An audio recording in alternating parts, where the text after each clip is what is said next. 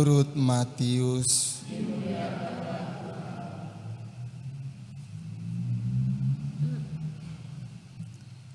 Pada waktu itu Yesus bersabda kepada ke-12 murid-Nya, "Pergilah dan wartakanlah kerajaan surga sudah dekat. Sembuhkanlah orang sakit, bangkitkanlah orang mati, tahirkanlah orang kusta, usirlah setan-setan. Kalian telah memperolehnya dengan cuma-cuma, karena itu berilah pula dengan cuma-cuma. Janganlah kalian membawa emas atau perak atau tembaga dalam ikat pinggangmu. Janganlah kalian membawa bekal dalam perjalanan. Janganlah kalian membawa baju 2 helai, kasut atau tongkat, sebab seorang pekerja patut mendapat upahnya. Apabila kalian masuk ke kota atau desa, carilah di situ seorang yang layak, dan tinggallah padanya sampai kalian berangkat. Apabila kalian masuk rumah orang, berilah salam kepada mereka. Jika mereka layak menerimanya, salammu itu turun kepadanya. Jika tidak, salammu itu kembali kepadamu. Dan apabila seorang tidak menerima kalian dan tidak mendengarkan perkataanmu, keluarlah dan tinggalkanlah rumah atau kota itu, dan kebaskanlah debunya dari kakimu.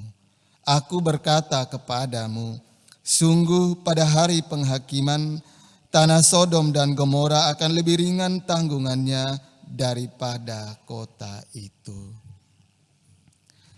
Demikianlah sabda Tuhan, terpujilah Kristus. Para suster, frater, opa, oma, bapak, ibu, saudara-saudari, anak-anak umat beriman yang dikasihi oleh Tuhan kita Yesus Kristus.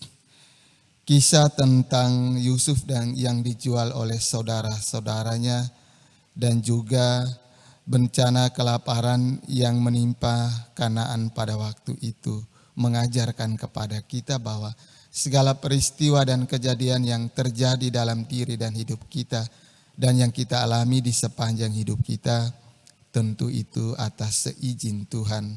Dan ketika kita mengalami peristiwa atau kejadian yang kurang mengenakan dalam diri dan hidup kita, itu tandanya Tuhan sedang mempersiapkan kita untuk suatu peristiwa atau kejadian yang lebih baik di hari-hari yang akan datang.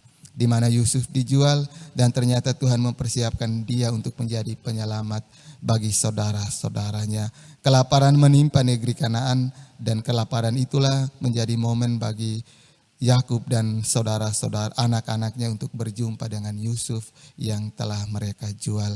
Maka peristiwa ini mengajarkan kepada kita bahwa segala peristiwa yang kita alami tentu Tuhan turut hadir berkarya di dalamnya. Yang terpenting kita rendah hati untuk belajar menemukan Tuhan dalam setiap pengalaman dan peristiwa yang kita alami.